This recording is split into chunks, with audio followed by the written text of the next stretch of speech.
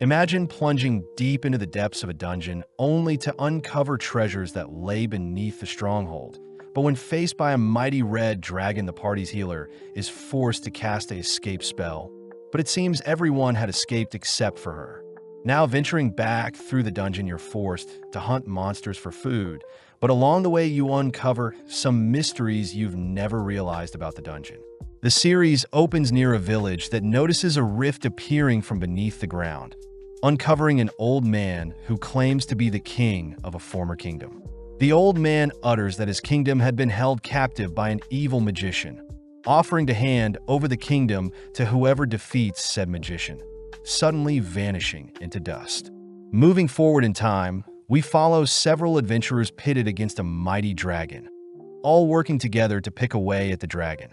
But the adventurers begin dropping one by one, having lost valuable time and resources in the previous days. Laos Tudin, the leader and our MC, is seen lost in thought, planning their next course of action after defeating the dragon. But suddenly Fallon, Laos's younger sister, shoves Laos away, helplessly watching as Fallon is snatched up by the red dragon. Scanning the area, Laos realizes his party has completely been wiped, watching as Fallon casts one final spell out of desperation, sending Laos and the entirety of the party back to the surface. Waking up in a field, Laos is called by Marcel Donato, notified that everyone had escaped the dungeon, all but Fallon herself. Laos is horrified to realize that her magic couldn't rescue her from the jaws of the dragon, asking for everyone to prepare to re-enter the dungeon. But Marcel reveals that everyone's gear had been lost when they were transported out of the dungeon. Chilchuk also joins the conversation, revealing that two of their party members have resigned, having been scouted by other parties. Laos knows exploring dungeons costs money to hire companions, buying equipment, and purchasing food, wondering if they could sell their current items to cover their expenses, but Chilchuk says they're nowhere near their goal. Laos knows that Fallon will get digested the longer they wait, saddened to hear revival spells won't work in every case, but first they should refuel with some food. Heading through town, Marcel and Chilchuk both begin listing off foods they crave, but Laos reminds them that they still need to save Fallon, suggesting that he solo the dungeon whilst the others sell their gear. Laos blames himself for not being more prepared, not wanting to put his friends in harm's way. But Marcel reminds Laos he needs her magic, and Chilchuk states they'll need his skills to open doors and disable traps. With Laos fired up, he declares that they'll quench their hunger by slaying the monsters within the dungeon, reminding everyone that there is an entire ecosystem of monsters in the dungeon, and this will surely give them chances to hunt for their own meals. As Marcel and Chilchuk think back on their monster encounters, they question if they'll survive after eating such creatures, telling Laos that criminals that have been banished are the ones that feed on monsters. But as Laos and Marcel continue to bicker, they suddenly spot a newbie party fleeing from a monster. With a single swing, Marcel knocks out the mushroom monster chasing them, watching as Laos appoint the mushroom monster as their first meal, learning from a book that mushrooms are a good beginner meal. Needing more ingredients, Laos rushes deeper into the dungeon, cutting over to a section of the dungeon that once was a cemetery for villagers to sleep, but now it has been turned into a marketplace for adventurers. Apparently, it was only 6 years ago when the dungeon emerged, and no one has any idea how it came to be, with people believing it to be forbidden magic that created the dungeon or monsters from another world flooding into their current one. Spotting a hole in the dungeon, Laos sticks his wrapped-up sword into the hole, luring out a scorpion only to put it down like a crayfish. Chilchuk calls out Laos for secretly wanting to eat monsters, but Laos adds he was always fascinated by how monsters looked and how they function, but it doesn't detract from his mission to save his sister. Retrieving some water from a nearby fountain, the gang set up in the middle of the room, prompting Laos to cut into the mushroom monster, amazed to learn that cutting the creature from the side is tougher than vertical cuts. Dicing up the mushroom, Laos tosses the mushroom cubes along with the scorpion into a boiling pot, reassuring Marcel that the scorpion's venom is safe to consume. Tasting the meal, Laos immediately throws up, spotting Senshi calling out to them. Taking over, Senshi begins dissecting the scorpion, removing its pincer, head and legs only to extract the scorpion's organs. As for the mushroom, Senshi removes the bottom half of the mushroom, keeping its top and legs, only to toss everything into a bigger pot he prepared himself. Seeing as the meal is missing things, Senshi heads over to sever some roots and herbs. But Marcel is very opposed to eating plants grown from a location that once belonged to a cemetery. With Marcel demanding to know who Senshi is, a strange ooze pours onto Marcel, revealed to be a slime that restricts Marcel from casting her spells with her voice.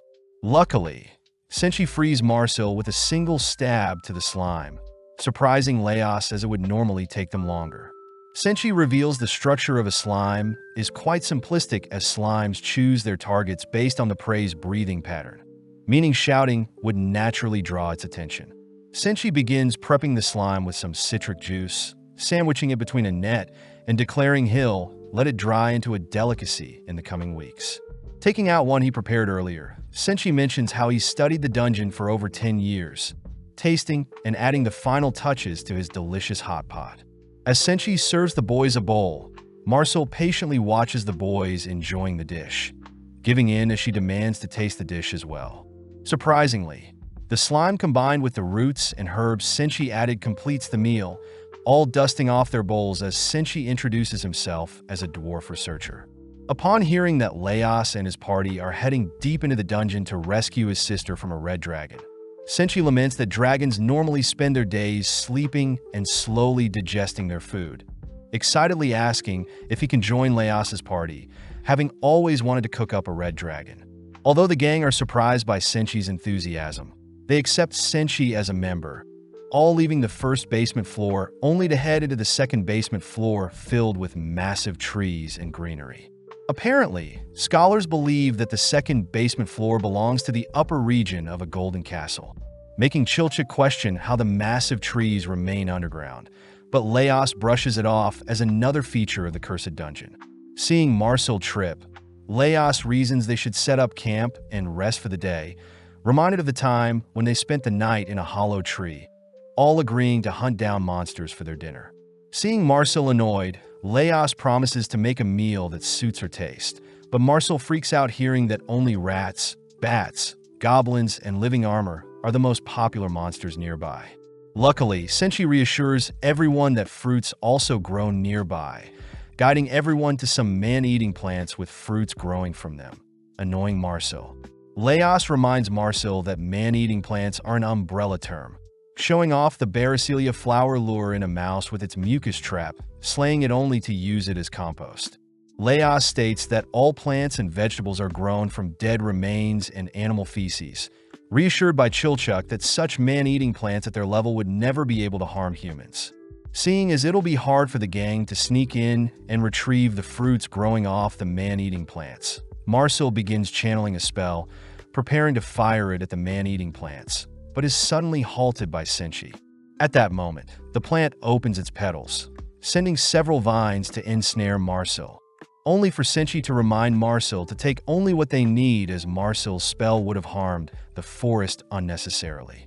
As the vines begin wrapping tighter around Marcel, the gang spot the plant spitting out an existing corpse, scaring Marcel when she learns man-eating plants normally plant seeds in its victims. Seeing no other choice, Leos aims for the plant's roots, freeing Marcel. Helping Marcel up, Leos gets excited, wanting to know how Marcel felt being tied up by the plant, but Marcel glares at Leos, weirded out by his question. Picking some fruits and vegetables, the gang head into a hollow tree, starting off by boiling the plucked vegetables only to delicately remove their seeds. Next, Senshi coats a pan with the vegetable skin, making use of some fruit, excess slime, and scorpion remains to create a mixture that can be poured into the pan. Serving up a fruit tart, all once again amazed by the dish Senshi whipped up, but they all wonder what they should do with the corpse. With Marcel instructed to not revive it, they string it up for others to take note of it, heading off for the night. With Marcel enduring a nightmare as she sleeps, Leos thinks about the journey ahead, noting that eating food is a luxury only to those who survive. Following a younger Marcel, she greets her mother, who serves her some of her favorite dishes. But upon realizing they're all made from dungeon monsters, Marcel awakens, realizing it was a nightmare. Smelling something nearby, Marcel gets jealous seeing another party eating pork with bread, but Senshi points out beginner adventurers prioritize eating breads, dried meats, and wine, but Senshi says adventurers need fats to help function. Seeing as Marcel herself is craving fatty foods, the gang agree to seek out eggs today, running into a creature with the body of a chicken, tail of a snake, and venomous fangs and claws, widely known as the Basilisk King of Snakes. As Leos fantasizes about how a basilisk will taste, the gang search around for the basilisk's nest, uncovering some freshly laid eggs, surprising Marcel as they're quite soft and narrow. Suddenly, hearing the cry of the basilisk, Leos orders everyone to hide, watching as the party they saw from earlier also sneaking into the nest, but had brought the basilisk with them. As the creature tears through the beginners, it locks onto Marcel, who runs for her life, forcing Leos to intervene with a terrifying cry, purposely making himself look big and intimidating to halt the creature.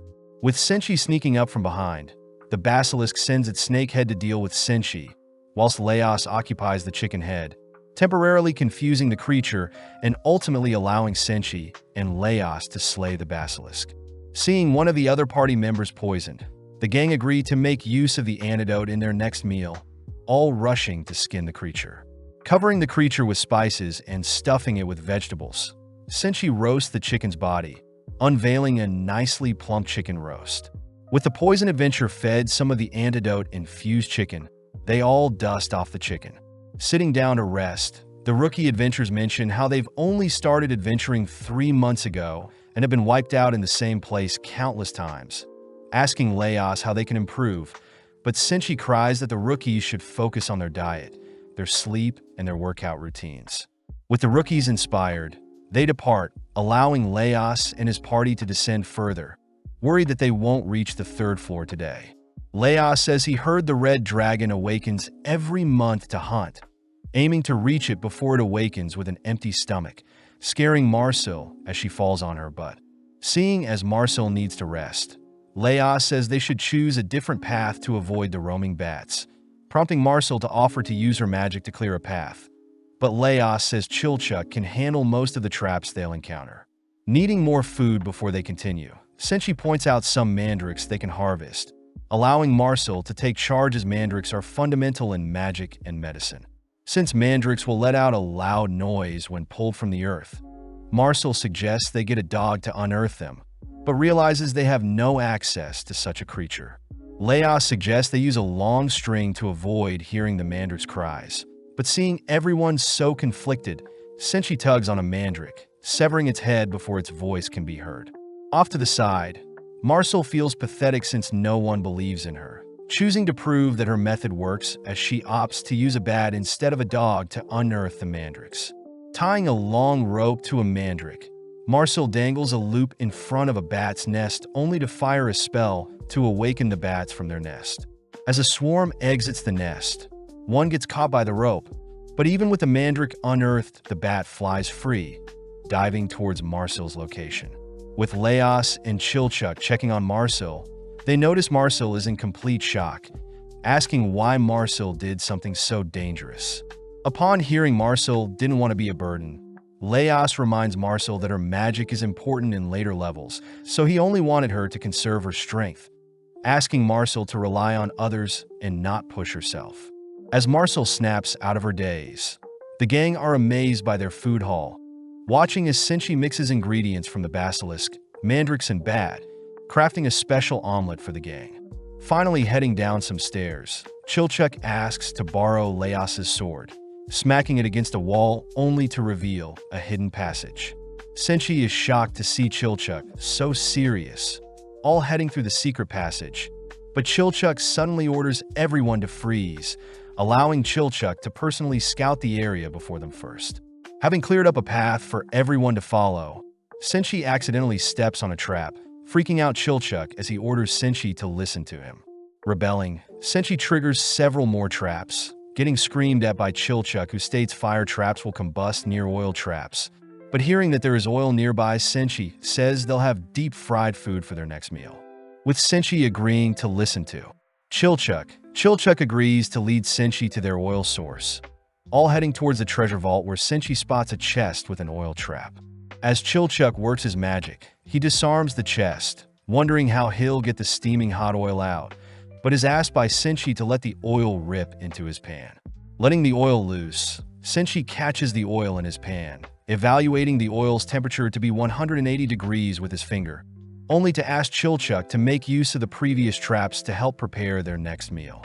With Senshi prepping the meat and the batter, Senshi hands over the items to Chilchuck to cook over the fire trap, resulting in a nicely battered bat meat. As the gang sit down to enjoy the meal, Senshi admits that Chilchuck truly is a trap expert, convincing Chilchuck to teach Senshi some of his tricks in exchange for teaching him how to cook. Having made it through several more traps, Chilchuck helps the gang pass through another blocked-off passage, all feeling nostalgic having passed through the same area in the past.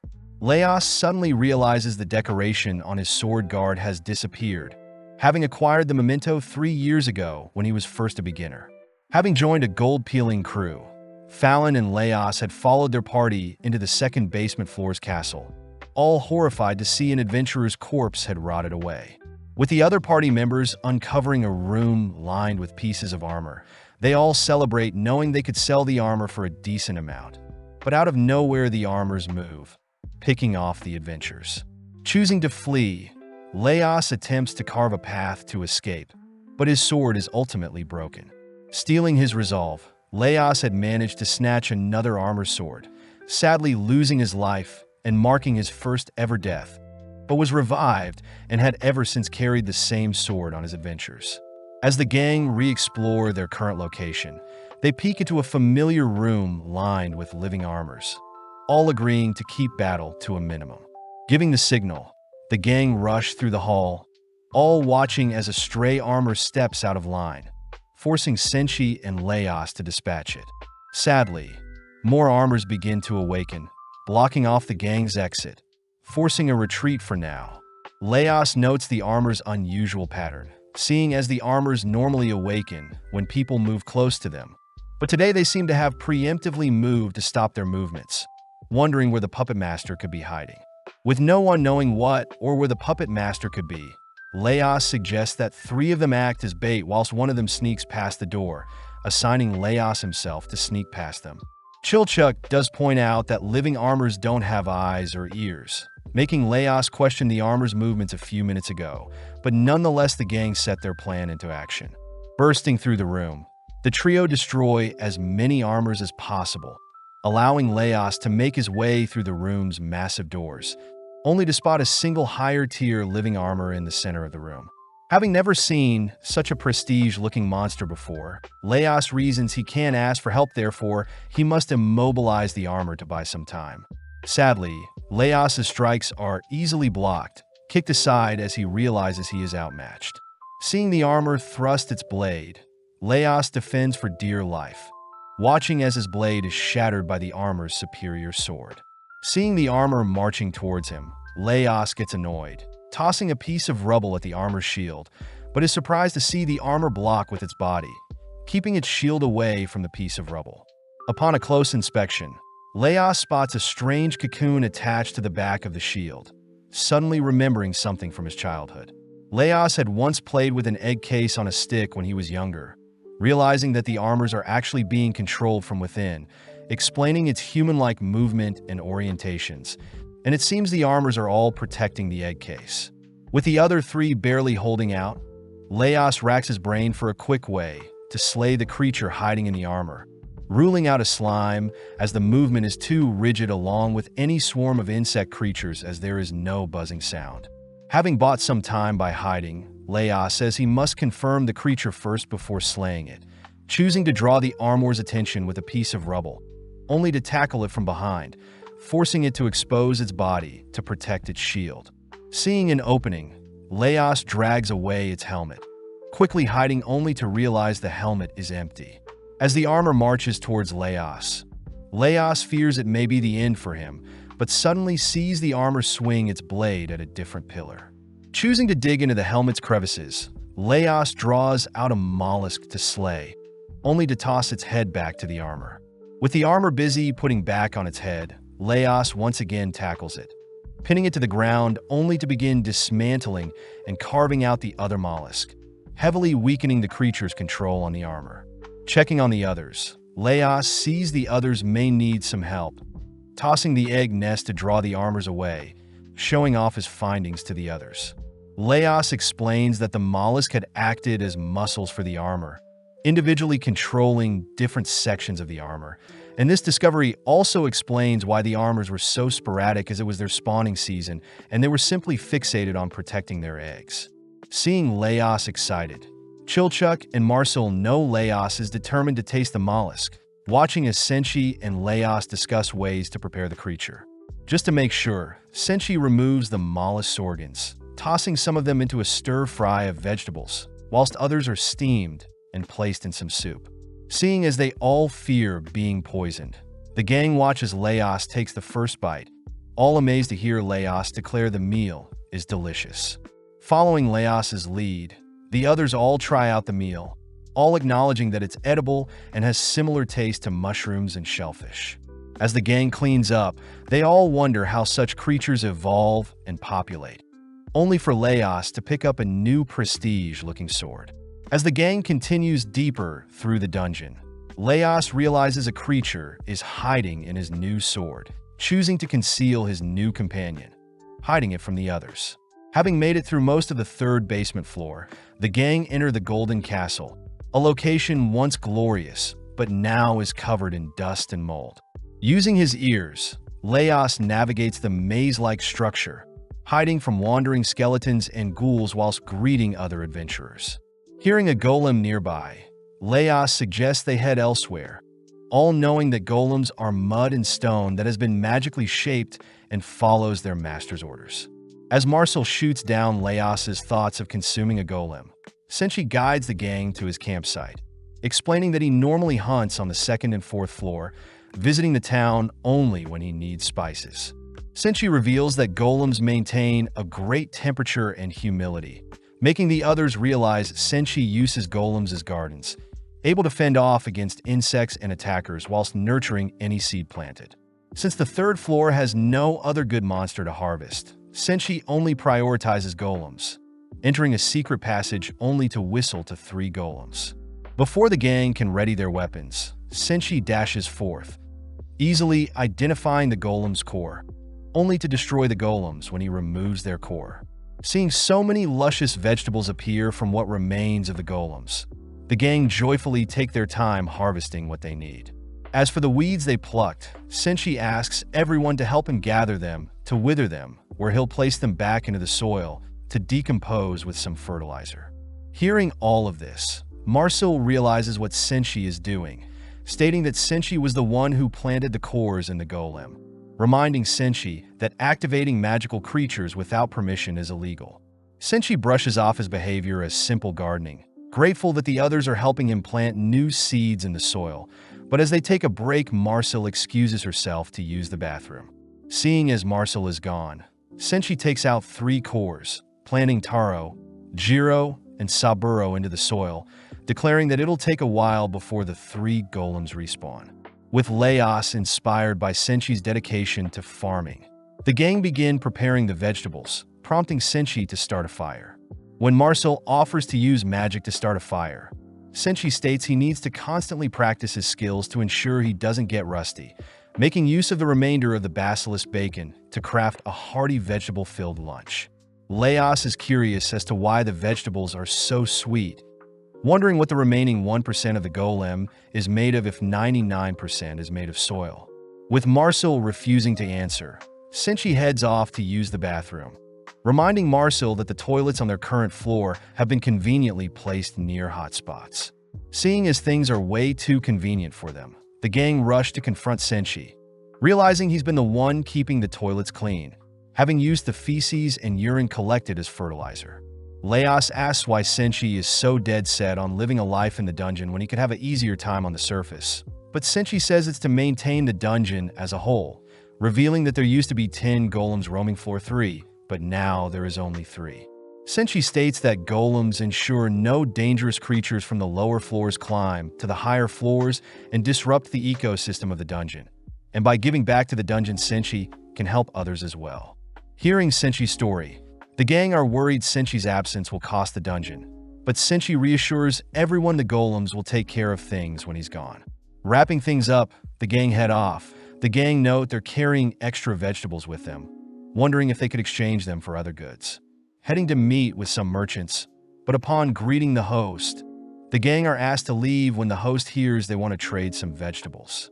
Before the gang are tossed out, the room is overrun with orcs, all slaying the corrupt people in the room, only for an orc to reach out towards Marcel. Before Laos can intervene, Senchi stops him, revealing that the orcs are his clients and friends. The orc is revealed to be Zon, mentioning how the red dragon had appeared and their settlement had been disturbed, forcing the orcs to seek refuge in a higher floor than their usual.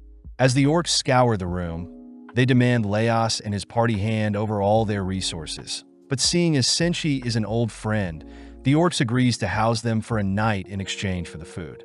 Seeing no reason to refuse, Zon takes everyone back to their base, exciting Senchi as he plans to make bread with the jar of yeast they found.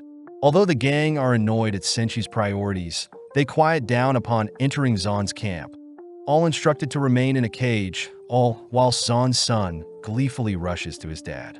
With Senchi demanding to have the ingredients to cook some bread, the others help Senchi mix and knead the bread mixture, all whilst Zon's son watches. Zon takes the chance to educate his son, retelling the times when orcs lived on the surface, only for elves and humans to force the orcs to live underground. Hearing Zon insult humans and elves, Marcel fires back by mentioning how barbaric orcs were even when left alone, prompting both Zon and Marcel to help knead some dough, all whilst arguing over which race was in the wrong. Taking a break, Zon asks Laos himself what he thinks of the old man's prophecy, reminding Laos that the person that slays the evil mage will inherit the dungeon. Laos admits he has no aspirations to inherit the dungeon, annoying Zon as he states all adventurers are lazy and greedy, getting into another argument with Marcel. Having let the dough rise, Senchi bakes the dough, revealing a nice golden brown bread. Before the gang can taste the bread, Zon declares the bread to be the orc's belonging. But suddenly Zon's son asks why Zon is being so mean. Luckily, Marcel covers for Zon, ultimately convincing Zon to share their food with the gang. With everyone sitting down for a meal, Marcel admits the orcs can cook, giving Laos the chance to reveal that his main goal is to slay the red dragon to save his sister. Seeing Laos's determination, Zon divulges that the dragon was seen 2 floors below towards the west, intrigued as Zon wonders if Laos has the makings of a king. As Zon gifts Laos a map, they all enjoy a meal as one, finally bidding the orcs goodbye as they descend further. Following a separate adventurers party, they're seen munching on their final meal before their next dungeon exploration. But suddenly someone calls out to Kabru.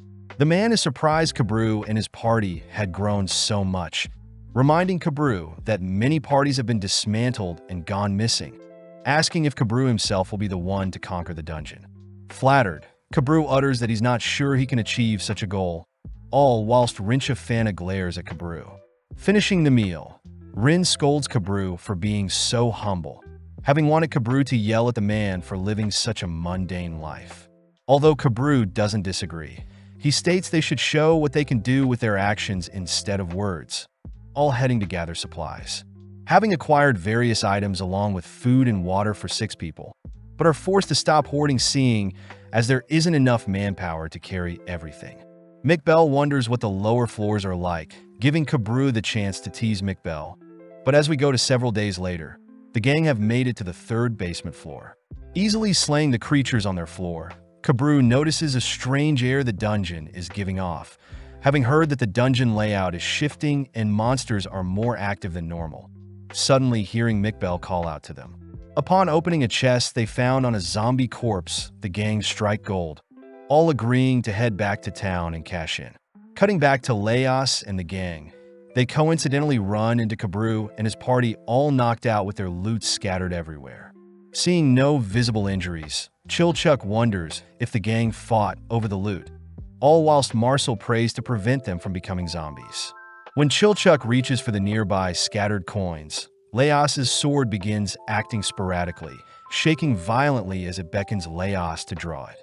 Abiding the sword's wish, Laos raises his blade towards the coins, forcing the coins to reveal their bug-like structure. With the coins swarming the gang, Marcel notices a centipede appear from the pearls around a knocked-out adventurer's neck, swiftly releasing a stun spell to immobilize everything in her vicinity. Laos is impressed to have run into treasure bugs as it has been ages, but the gang are more curious as to how Laos detected the bug's movements, something Laos can't explain as it was his sword that alerted him. Off to the side, the trio spots Senshi breaking the treasure bugs, sorting them into edible and non-edible, intriguing Laos as he wonders how Senshi can discern the bugs. Senshi points out that bug necklaces have legs between the segments, coin bugs have an insect-like underside, ring bugs have a flexible structure, and tiara bugs float on water.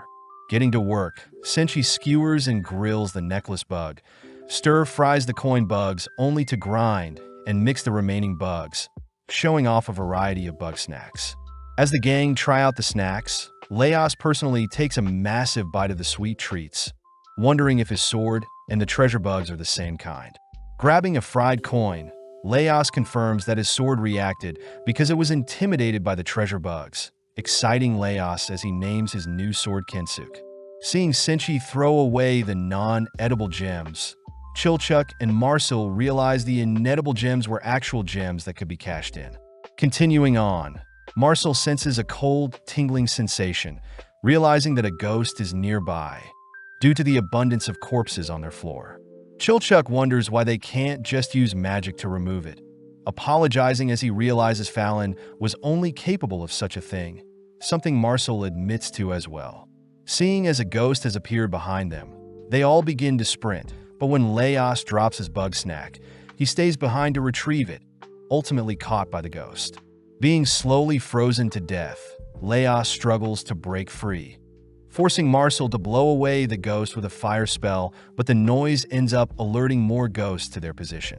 Choosing to flee, Senshi learns that Fallon was an expert when dealing with ghosts, having mastered several advanced spells. Flashing back as we see Fallon casting an anti-ghost spell around their former party, reminding Marcel to never harm ghosts as they don't want the ghost to suffer, something Marcel admired about Fallon. When the former party had encountered the living corpse of a missing adventurer, Fallon courageously leapt into the corpse's arms, forcing the ghost possessing it to leave the corpse alone. With Senshi amazed by this Fallon person, the gang choose to hide in a separate room for now, afraid Marcel would have to cast several explosion spells if the ghost attacked. Luckily, Senshi unveils some items to craft holy water, confusing the trio as to who Senshi is. Senshi recounts that there are many customs and beliefs around the world, some of which include the use of fire to scare away demons, the worship of the golden beetle as it represents the sun god, offerings of alcohol to disinfect things, and salt itself as it cleanses all evil. As Senshi rushes up to finish the holy water, the ghosts all begin peeping into their room, all individually clinging to party members who hopelessly give in. Laos himself begins blaming his weaknesses, having wished for himself to be the one who was eaten, not Fallon. But before Laos can reach out to Fallon, Senshi smacks away the ghost with his makeshift holy water. Putting in the work, Senshi works his way around to all the ghosts, freeing Chilchuck from reuniting with his deceased father. Seeing Senshi miraculously fight off the ghost, Laos instructs the others to not beat themselves up for what happened to Fallon, offering to help swing around Senshi's holy water. Having cleared up all the ghosts, the gang noticed the holy water had been frozen over, opening the jar of holy water only to discover ice cream sorbet had been made. Having resolved the issue at hand, Laos states that if Fallon was here, they probably wouldn't have gotten to enjoy the ice cream, but this only sours the mood. Having been walking for a while, Laos asks if they should rest up before descending into floor 4, reminded that they only have treasure bugs as resources. Moving into a dining room, the gang notice an abundance of paintings, but no food, all wishing a hearty meal would appear before them. Out of nowhere, a nearby painting begins to spin, attempting to suck Laos in, but Marcel destroys it before anything happens. Laos scolds Marcel for ruining his fun, stating that if he were sucked into the paintings, he could at least quench his hunger with the food inside. Although the gang think Laos is crazy, they end up tying a rope to him, allowing Laos to get sucked up by one of the paintings. Flung into a new world, Laos is spotted by a maid who mistakes Laos to be a guard, swiftly handing Laos a bowl of fruit as they both rush to serve it to the king and queen. As Laos tries to look for an opening to devour some food, Laos loses his appetite, seeing King Freenag adore his newborn Prince Delgal, along with an elf praising the new prince, signaling for the others to pull him out of the painting. The gang are disappointed to see Laos return with nothing, all searching around for a more casual and fun painting, prompting Laos to leap into a new setting. Having fallen onto the table before a prince, Laos is scolded for ruining the celebration, but is relieved to hear a grown-up Prince Delgal pardon Laos's rude attitude. Now allowed to roam around, Laos reaches for a chicken drumstick, but loses his appetite, once again hearing that the king has been poisoned. Choosing to retrieve some food before he's pulled out, Laos takes note of the same elf from the other painting. But when he returns to the others, he realizes the food has disappeared, only allowed to exist in the paintings. Having had enough, Laos states he'll eat his fill whilst in the paintings, rushing into a banquet seating. Spotting Prince Delgal has inherited the throne, but more importantly, Laos stuffs his face with as much food as possible. Before Laos can leave, the same elf from earlier stops him, demanding to know who Laos is, having remembered Laos from when Prince Delgal was born along with when the king was poisoned. Seeing the elf ignite his armor, Laos signals to be pulled out. Sad to report that an elf has now recognized him, but worst of all, he is still hungry as the food doesn't return with him. Continuing through the floor, the gang arrive at an abandoned kitchen with a water source nearby. Sad they won't reach the 4th floor today. With everyone settling in for the night, Chilchuck catches a glimpse of a chest nearby, deducing that the chest must be a mimic. Choosing to hide the mimic from the others, Chilchuck utters that he has had nothing but trouble with mimics, but the others call him out for acting strange. Chilchuck simply excuses his behavior as him being tired, but is called out by Marcel for always being so secretive, having never told anyone about his age or past. That night, Chilchuck stands guard, completely famished as he chooses to retrieve some water, only to discover a coin insect nearby. Seeing the coin running towards the mimic, Chilchuck rushes after it, accidentally setting off a trap that locks him in the room with the mimic. Seeing no way of opening it from the outside, Chilchuck reasons he shouldn't yell for help as it'll attract monsters, declaring he'll break free from the inside. Upon inspecting the room, Chilchuck is annoyed by the spikes hidden in the floor along with the ancient language on the wall he can't read. Seeing as there are 3 switches in the room he must press, Chilchuck realizes there is a 4th switch near the mimic, choosing to rest for a bit as he racks his brain. Out of nowhere, a pair of claws reach out from Chilchuck's resting spot, forcing Chilchuck to dodge back as he realizes he's been sitting on a mimic, running for dear life. Chilchuck remembers he can flip a mimic to immobilize it, making use of a spike trap to flip the mimic all while sustaining minimal damage. As for the mimic he swore to avoid, he realizes the chest was empty all along, instead housing a lone insect coin with the same writing as the ancient language. Rushing to decipher the writing, Chilchuck manages to trigger the 4 rooms' traps in the correct order, barely escaping the reach of the mimic chasing after him as the mimic is crushed by the gate. With all the commotion, the others awaken to see Chilchuck barely alive, amazed he managed to catch a mimic for their next meal. With Senshi and Laos dead set on eating the mimic, Senshi first dissects and boils the creature, unveiling a freshly steamed mimic, but Laos notes how tough it is to deshell it. As Senshi and Laos force Chilchuck to hand over his lock-picking tools, the gang dine on the fresh mimic, curious as to why Chilchuck kept the mimic a secret from them. Chilchuck states he has had a horrible past dealing with mimics, stressed that the mimic would eat a coin insect he found, but is corrected as Laos states coin insects actually eat mimics. Apparently, the coins crawl into the mimics to lay eggs, allowing the newborns to feast off the mimic, waiting for the day someone discovers them, where the coins can roam free in search of more mimics. Marcel takes the chance to scold Chilchuck for being so secretive, ultimately convincing Chilchuck to reveal he is 29 years old, considered a child by Marcel and Senshi. Following Kabru, we see several older adventurers discovering their party's corpses, swiftly reviving the gang as Rin is shocked they were wiped out. On top of things, the gang realizes their loot and some of their belongings has disappeared, but the old men who revived them hide the fact that it was treasure bugs that attacked them, instead revealing that a different party passed by them. With Rin discovering a strand of hair used to ward off ghosts, Kuro puts his nose to work, sniffing out that an elf, a human, a dwarf, and a half-foot passed by, even having a meal next to their lifeless bodies. Annoyed, Kabru states they'll be chasing after them, tossing the older adventurers a payment. Watching the kids leave only to utter that they kept the treasure bugs a secret to make more cash. Back with Leos and the others, they begin to wash up before heading out, all whilst Marcel remembers her valuable soap bar had been left behind in the dragon's domain. Arriving at the 4th basement floor, the gang make note of the underground lake created from the magic-infused water, giving off a faint glow.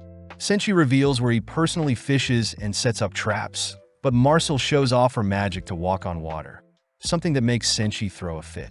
Seeing Senshi flailing around, Leos holds Senshi down, allowing Marcel to cast the water walking spell on him, asking why Senshi hates magic so much. Senshi states that people become over-reliant on their magic, but as Leos gives Senshi a shove, the gang watches Senshi slowly begins to sink, pulling him out as they wonder why the spell isn't working. Leos realizes Senshi's dirty beard is like an insulator that weakens the spell's effect, giving Senshi the opportunity to show off his method of crossing the lake. Taking out the shell of a mimic, Senshi places it on top of the river, drawing out a majestic-looking kelpie. Although the gang are frightened at first, Senshi reassures them that he's named the kelpie and, having frequently ran into her when he fishes. When Senshi suggests that he ride and steer, and Leos says he's against it, reminding Senshi that kelpies draw people into deep waters with its beauty only to do unspeakable things.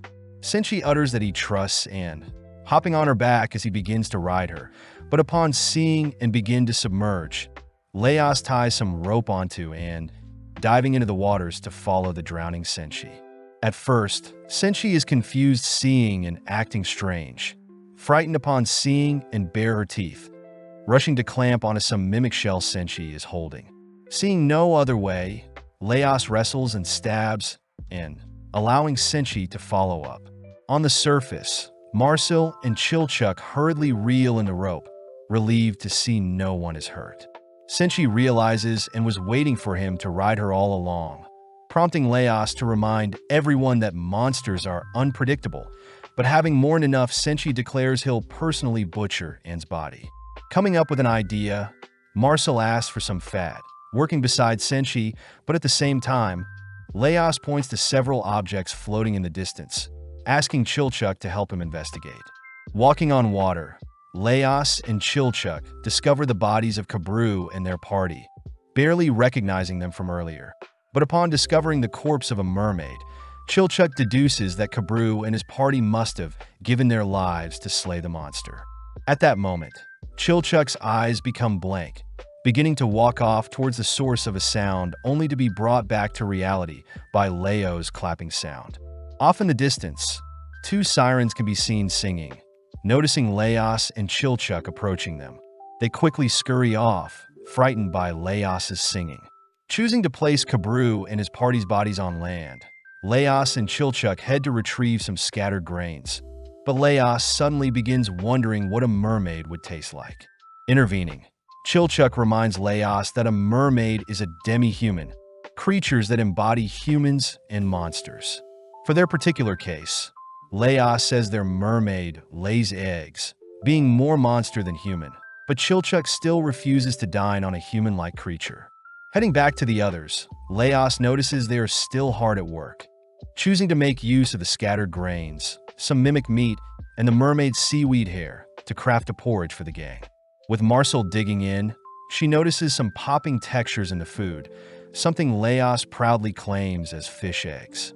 Pulling Leos aside, Chilchuck realizes Leos had used the mermaid's fish eggs as ingredients, quickly ceasing their conversation upon seeing Marcel checking on them. As some time passes, Marcel presents her soap created from the fat of a kelpie, helping Senshi apply the soap to his dirty beard, only to work tirelessly to comb out wrinkles. With a new and improved fluffy beard, Marcel applies her water-walking spell once more, relieved to see Senshi can now walk on water. As the gang travel across the lake, they encounter various sea creatures, forcing Marcel to cast an explosion spell, but Senshi cries that Marcel killed too many bladefish. Seeing as bladefish can be eaten many ways, warning Marcel that bladefish also serve as a pillar to other sea creatures. But Leos wonders why they haven't encountered any mid-tier monsters yet. Deep within the lake, we see several mermaids swimming to deal with the intruders, only to be captured by several tentacles, forcing the mermaids to swim by Leos and his party. As Senshi feels some rumbling on the surface of the lake, the gang are flung aside as a massive kraken appears, forcing Leos to order Marcel to prepare a spell, all whilst they distract the creature. With the kraken on hot pursuit, Marcel manages to land a direct hit on the creature, but completely unfazed, the kraken begins tangling the boys in its tentacles. Senshi notes how tough the kraken's skin is, choosing to retrieve a mermaid trident, only to ask Marcel to cast another spell for him. With Marcel trusting in Senshi's words, Marcel exposes herself to the kraken, casting water walk on the creature, forcing it out of the lake and onto the surface of the water. Seeing an opening, Senshi rushes in, plunging his trident between the creature's eyes, immediately slaying it as it turns white and loses its red color. Leos realizes the kraken had been devouring the mid-tier monsters, curious as to how the kraken tastes, but Senshi suddenly spots a parasite worming its way out of the kraken. Easily catching and killing it, Senshi begins flaying it, drizzling some sauce on it only to serve some roasted glazed parasite. Wrapping up the meal, the gang spot the kraken being devoured by the smaller fish, something Senshi recognizes as the circle of life, but at the same time Leos begins to quiver, realizing a parasite had entered his stomach, forcing the gang to rest in a nearby room. Having managed to fall asleep, the gang awakens to see Leos malnourished, a symptom of food poisoning. Seeing that Leos should be left to rest, Marcel notes how intricate the dungeon is, having learned about it in school, flashing back to a time where Marcel was a star pupil, the most brilliant female student in history. Marcel points out that her parents were court mages, asking her fellow students to be at ease when around her, only for the teacher to usher everyone into their chairs. The teacher states they'll be breeding spirits today, handing the students jars, only to ask each student to fill the jars with soil and wooden planks with a hole in the middle. From there, a barrier is cast around the jars, allowing for the jars to be injected with magic and spirits. Breeding spirits is the foundation of summoning magic and is what gives life to the dungeon, a practice known as Dugionium. With the girls asked to place their jars in the dark, they all wonder why Marcel is studying summoning magic, amazed to hear she wants to learn how to create a safe dungeon one day. Seeing the girls admiring her jar, Marcel spots a younger Fallon trip, managing to catch Fallon before she falls only to realize Fallon's jar had been incorrectly constructed. Marcel hears that Fallon is always dirty and strange, cutting to a week later where the girls all check their jars, all disappointed to see their spirits have died. The teacher asks the girls to hold a flame to their jars to check. Impressed, Marcel's flame remains lit as it shows the same number of spirits persist in Marcel's jar.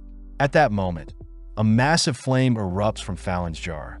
Something the teacher notes is due to the spirits in Fallon's jar multiplying drastically. As the teacher puts out the flame, Marcel demands to know what Fallon did, hearing that Fallon had replicated the real dungeon in the jar. That evening, Fallon shows Marcel a crack in their school walls used to escape, only for both to crawl through the crack. Emerging outside, Fallon's attitude changes, becoming more carefree as she shows Marcel around a forest. Eventually, Fallon takes Marcel to a nearby cave that leads to a dungeon, freaking Marcel out as it's her first time. Luckily, Fallon takes charge, reassuring Marcel that she'll be fine if she follows her, leading Marcel to discover a magical underground lake filled with spirits. Fallon reveals she borrowed the soil from their location for her jar, something that impresses Marcel, as she hears Fallon often reads and writes in this cave.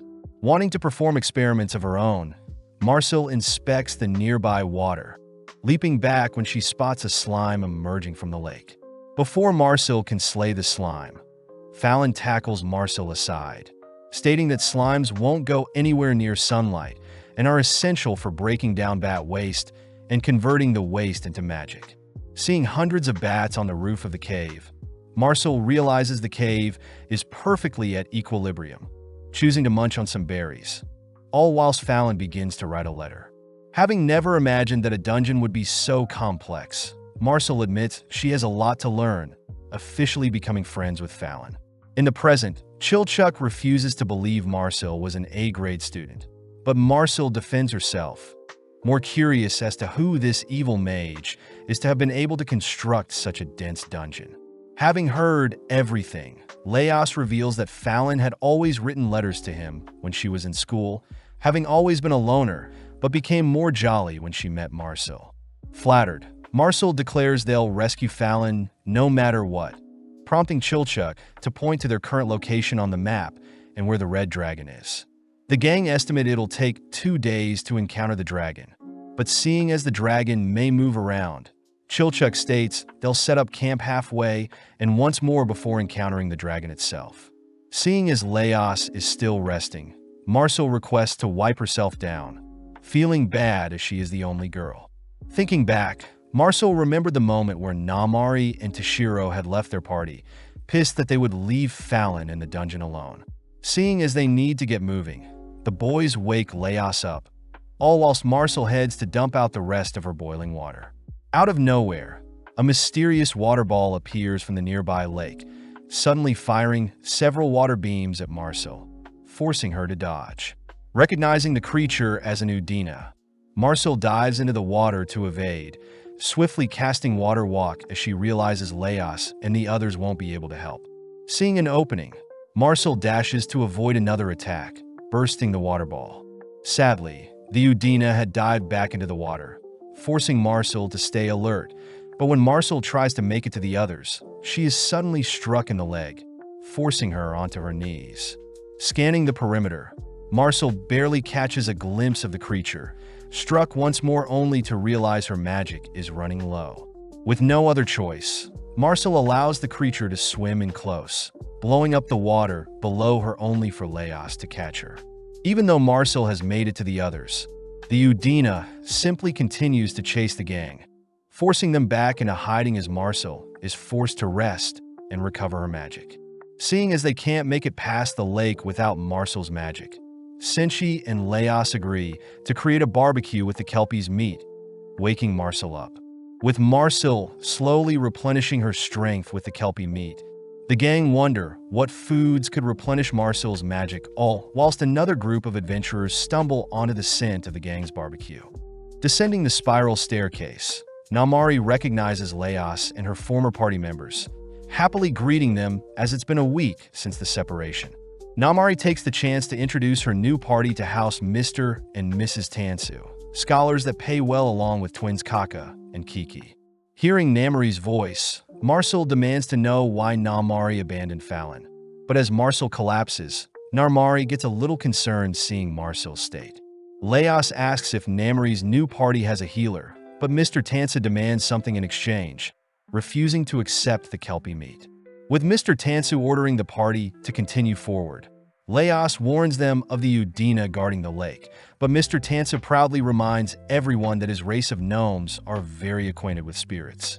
Standing before the Udina, Mr. Tansu attempts to speak with the Udina, but upon seeing the creature firing off some water beams, Tansu is forced to use Namari as a meat shield. Seeing no other way out, the twins rush to retrieve Namari and Mr. Tansu, embarrassed to see their method didn't work, only for Mr. Tansu to resurrect Namari. Namari is pissed that she is always someone's meat shield, but off to the side Senshi states he despises how unnatural resurrection magic is. Mr. Tansu interjects, reminding Senshi that the dungeon traps people's souls, giving people second chances to be revived, almost like a mighty curse. Mr. Tansu reveals that he came into the dungeon to study a magic circle, having been lost for a while due to Namari's guidance. Mr. Tansu agrees to heal Marcel in exchange for an escort to the nearby magic circle, an offer Leos can't refuse, choosing to personally escort Mr. Tansu alongside Senshi. Heading down some stairs, Mr. Tansu asks for some roots to be removed covering some ancient writing, but Namari takes the chance to remind Leos to buy a better sword crafted by a dwarf. Namari also scolds Senshi's beaten-up axe, wondering if Leos thinks she is annoying, but is flustered hearing Leos trust her wholeheartedly when it comes to weapon knowledge. At that moment, Leos's blade detects something, prompting Leos to report that he senses a creature down the stairs, but Mr. Tansu could care less, ordering Kiki to draw the creature out. When Kiki attempts to investigate with her crossbow, several tentacles wrap around and pull her into the ceiling, making Mr. Tansu beg the gang to save Kiki. Namari suggests they get ensnared to help free Kiki, but Leos reveals that tentacles from the monster will inject poison into them, making Leos instead ask to borrow Senshi's helmet. Seeing Leos declaring he'll head up there alone, Namari gets weirded out hearing that Leos will be counting on Senshi and herself, watching as Leos is ensnared. With Leos beginning to lose feeling in his body, he manages to make his way over to Kiki's crossbow, cutting the tentacles binding it only to cry for Namari to aim for its midsection. Leaping forth, Senshi catches and tosses the crossbow to Namari, allowing Namari to land a direct shot on the creature's midsection, freeing Leos and Kiki. Returning to the others, Mr. Tansu begins healing Kiki, all whilst the others squeal at Leos's swollen face. Seeing Senshi return with some of the roots, the gang learn that the ivy tentacle can be suppressed with some vinegar, allowing Senshi to peel it open, replicating a banana. Handing the tentacle around, Namari refuses the offer, all whilst Mr. Tansu finishes healing Kiki. Moving on to Marcel, Mr. Tansu amazes everyone as his healing magic instantly heals Marcel's wounds. But upon hearing that Namari had helped Leos, Marcel swallows her pride and thanks Namari. Before both girls can fight, Leos defuses the situation, all choosing to check on the Udina that is still guarding the lake, all disappointed that Marcel had agitated it when she poured boiling water on it. Mr. Tansu knows that Udinas are spirits, and if they remove the central spirits, the Udina will die off and be reborn. Since this will naturally occur in 1 week's time, Mr. Tansu orders his party to return to the surface with a return spell, but Leos asks if they could take Marcel with them. Leos points out that Marcel won't be able to recoup her magic in the dungeon, but Marcel begs to stay, making Namari laugh as she points out that Leos and his party stand no chance against the Red Dragon without Marcel. Seeing as Namari herself had defeated many Red Dragons before, Marcel begs Namari to rejoin her party, promising to gather the funds and pay her right when it's over. Sadly, Chilchuck knows that Namari is in financial hardship, and if Namari were to jump from party to party, it would tarnish her reputation. Seeing no other choice, Marcel declares she'll drink the Udina. The only issue is how they'll capture and drink the Udina.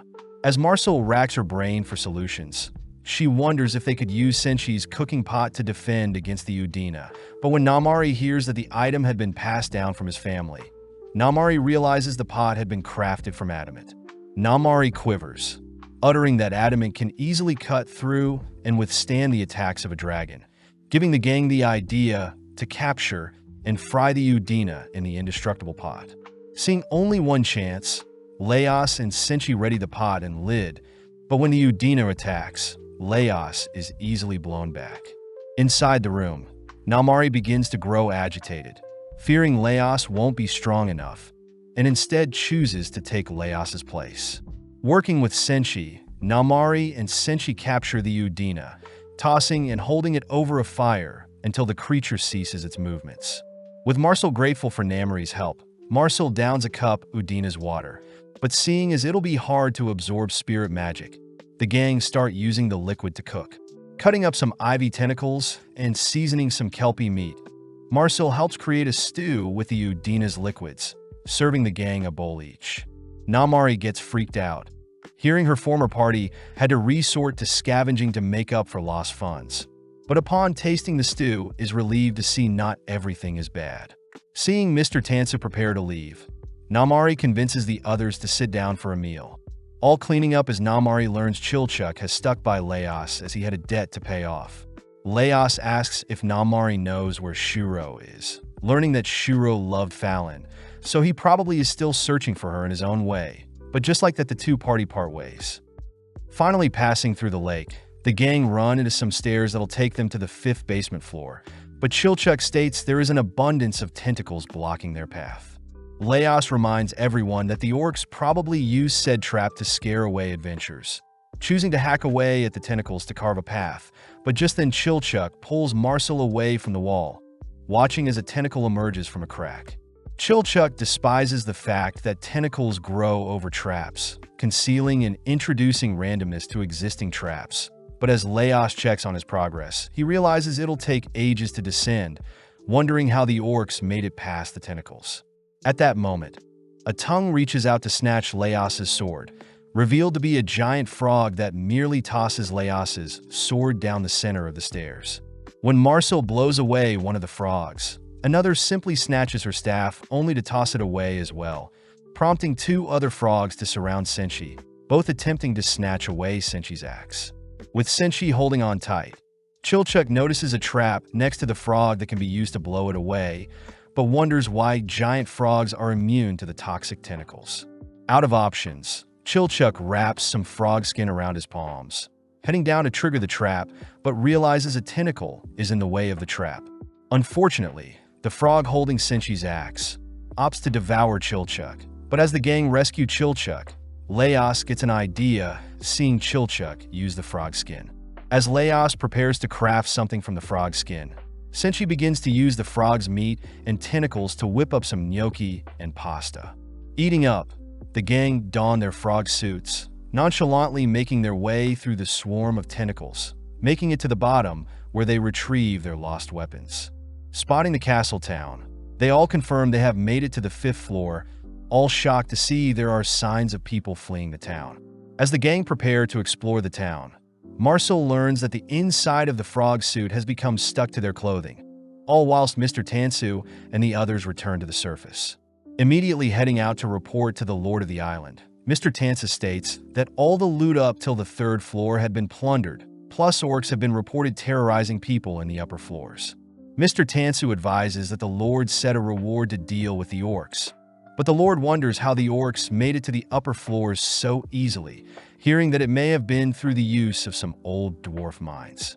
The Lord is annoyed seeing how dwarves are like moles, having heard a long time ago that elves and dwarves were at war, and the tunnels and mines dug were a result of the dwarves' strategy to hide and attack.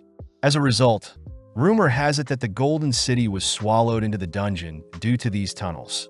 But Mr. Tansu asks that the Lord not believe in such rumors.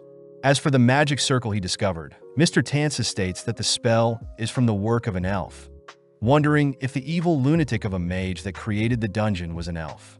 The Lord reveals that he had received a request from the Western elves recently, asking the Lord to return the dungeon to them. But Mr. Tansu furiously states that the elves stole the land from the dwarves and gifted it to the humans. With Mr. Tansu calming down, the Lord states the king of the elves granted the humans this land, wondering if the Western elves are after the dungeon's remaining treasure. Mr. Tansu corrects the Lord, stating that it's the spell of immortality cast on the dungeon, along with the spell that ties the soul to the body that the elves want, advising the Lord to figure out the dungeon's mysteries first. When the Lord grows hesitant of how to proceed, Mr. Tansu declares that the Lord must get a hold of the blueprint needed to create the dungeon's great magic, tempting the Lord with the respect from the elves if he does. Seeing as the Lord is desperate as well, Mr. Tansu suggests that the Lord not hoard his wealth and instead invest into the adventures, intrigued to see how far Leos and his party will go. At the same time, Namari awakes for a nap, satisfied to finally be paid, but swiftly heads out seeing as she needs to head back to the dungeon for another errand. As the twins accompany Namari to the Resurrection Temple, Namari asks if any corpses matching Fallon have shown up, but sadly the receptionist states none match the description. Back with Leos, the gang head through the castle town outside the Golden Castle, reaching the orcs' previous settlement. Seeing as the orcs were in a hurry to evacuate, the gang finds some flour and alcohol, exciting Senshi as he wants to make bread. Peeping through another door, The gang are horrified to discover the burnt-up corpses of wargs incinerated by a dragon's breath. Having confirmed that the dragon is now awake and roaming, Marcel begins to doubt her chances of survival. Calming her down, Chilchuck reminds everyone that he won't be able to participate, but Senshi wonders how Laos dealt with dragons in the past, hearing that Fallon would cast protective spells prior. Then Laos, Shuro, and Namari would engage the dragon. Marcel would support with offensive spells, and Shuro would deal the finishing blows. Seeing as their party has changed drastically, Laos states they must target the underside of the dragon's neck, but Senshi is curious as to how big a red dragon is. Using the destroyed surroundings as reference, Laos reminds everyone that the dragon is huge, wondering if they could jump onto the dragon using the surrounding buildings. Marcel also points out she isn't as gifted as Fallon, unable to ease someone's fall or cast fire protection spells. Plus, their current weapons won't do any good harming the dragon. Marcel adds that she can prepare an explosion spell to stun the dragon at best, but wonders if Laos or Senshi can land the killing blow, suddenly giving Laos an idea. Laos suggests they collapse the surrounding building onto the dragon, pinning it so there won't be any risk of counterattacks from the dragon. Plus, they can lure the dragon around town to buy time for Marcel to cast her explosion magic. Laos does wonder why the dragon has appeared on the 5th floor, a location that is quite narrow, but Chilchuck reminds everyone that Senshi's pot can be used as a weapon against the dragon. Seeing as they have a solid plan, the gang spends some time mapping out the town, only to head back to their base where Senshi has prepared some bread. Seeing as they made the mistake of fighting the dragon on an empty stomach last time, the gang indulge in Senshi's deep-fried breaded fog. Appreciating the moment, Laos thanks everyone for making it this far with him, all suddenly hearing the red dragon appear. With some final words of encouragement, Marcel casts some defensive spells on the boys, only for the party to get into positions. With Marcel stationed inside a castle, she finishes up preparations, reasoning that an all-out stun spell would be more useful than several small explosions. Scouring the area, the red dragon locks onto Laos and the others, rushing after the gang at a moderate pace, only to be lured down an alley. Seeing as the dragon can't pass through the tight alley as easily, our trio intentionally draws out the dragon's breath, only to hold up Senshi's pot as a shield, amazed that the pot along with Marcel's spells protected them. Sadly, the lid is too hot for Laos to hold, forcing the trio to continue down the tunnel, rushing into a spare room upon seeing the dragon firing off another breath. Off in the distance, Marcel witnesses several explosions as planned, horrified to see the trio rushing towards her ahead of schedule. Having no time to think, Marcel detonates the building below her, perfectly collapsing the building onto the dragon. But in mere moments, the dragon emerges from the rubble unharmed. With Marcel flung away, the trio choose to play dead, noticing the dragon tower over them. But before Laos can reach the dragon's neck with his sword chooses to flee, forcing everyone to retreat below the red dragon. Seeing no way out, Marcel tries to draw the dragon's attention, but when Senshi cleaves at the beast with his axe, his blade shatters. As a last resort, Senshi unveils his mithril cooking knife, a blade that Laos plunges into the dragon seamlessly, but realizes it's too short to do any impactful damage. As the dragon begins flattening their location, Marcel rushes to find a solution, all whilst the boys are slowly backed away from Laos's sword, all beginning to despair. Senshi steals his resolve, stating that he'll draw the dragon's attention, rushing towards Laos's sword only to be crushed before he can reach it. Seeing Senshi barely alive, Chilchuck holds Laos back from rushing out mindlessly, instead asking Laos to find Marcel, all whilst Chilchuck checks on Senshi. Spotting Senshi's cooking knife, Chilchuck tosses the blade into the dragon's eye, giving Senshi enough time to toss Laos's blade. With Laos rushing into a destroyed building with Senshi's pan, Senshi and Chilchuck are smothered in rubble, all whilst Laos manages to run into Marcel. As Laos reports that the others are running out of time, he states he'll head upstairs where Marcel will blow him towards the dragon neck, using the dragon's damaged eye as a way to sneak towards its neck.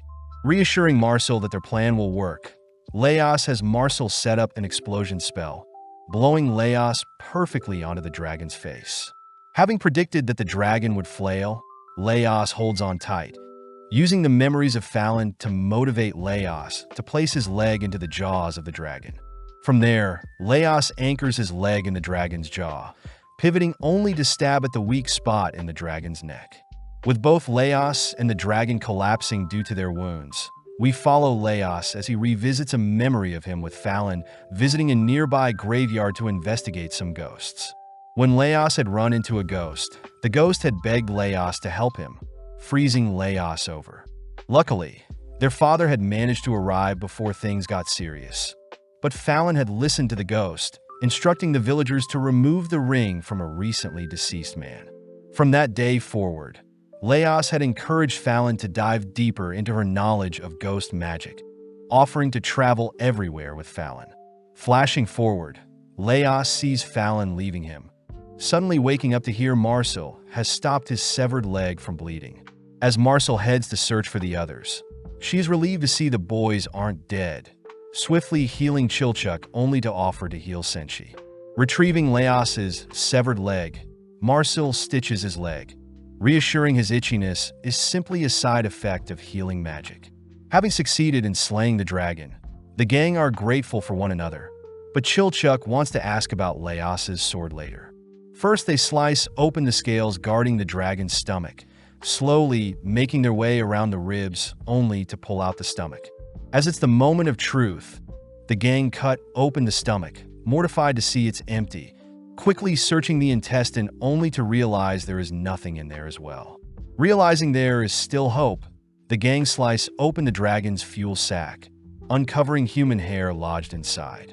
Racing to search for human remains, they begin cleaning off the remains they find, first uncovering Fallon's staff only to discover a human skull. With everyone speechless, Marcel admits she is unsure if revival is possible for the corpse, but Laos refuses to give up, searching for the remainder of the bones as he plans to take it to the resurrection office.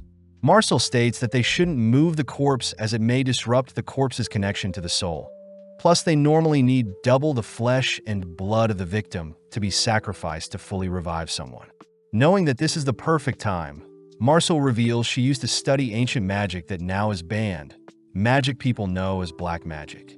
When Marcel asks if she has permission to attempt to revive Fallon, Laos immediately asks Marcel to pull the trigger, seeing as they can use the dragon's remains as sacrifice. Slicing her hand, Marcel infuses her blood into the staff, starting off by reconstructing Fallon's skeletal structure. But first, they must separate Fallon's bones from the ward bones the dragon also consumed. By tackling different body parts at a time, the gang separates out Fallon's skull, spine, legs, arms, and finally the smaller, more intricate pieces. With Fallon and the wargs separated, Marcel begins her incantation, uttering some tongues as the surrounding skies become dark, watching as the blood and remains of the dragon begin slowly warping around Fallon's skeleton. As Marcel collapses, Laos heads over to the corpse, watching as it sits up. Hearing its voice, Laos is relieved to see Fallon is alive, rushing to cover her up as Laos wakes Marcel to tell her the good news. Seeing her best friend, Marcel leaps into Fallon's arms, breaking down as Chilchuck introduces Senshi to Fallon. Seeing as they need to eat, the girls first head to clean off, prompting Marcel to scrub Fallon clean as she checks every nook and cranny of Fallon's body. Seeing Marcel pretty depleted of mana, Fallon attempts to share her mana with Marcel, but Marcel asks Fallon to hold back until she's better.